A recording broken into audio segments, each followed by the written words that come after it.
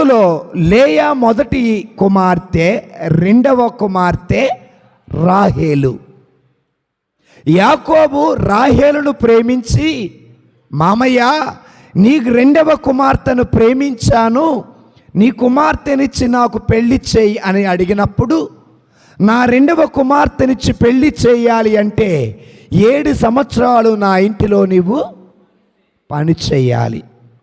7 సంవత్సరాలు అయిన తర్వాత వాళ్ళ మామయ్య లాబాను రాహేలునిచ్చి పెళ్లి చేయకుండా లోతునిచ్చి పెళ్లి చేశాడు.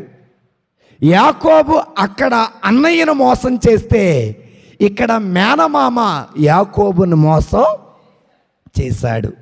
నువ్వు ఏ కొలతతో కొలుస్తావో అదే కొలతతో నీకును కొలవబడును.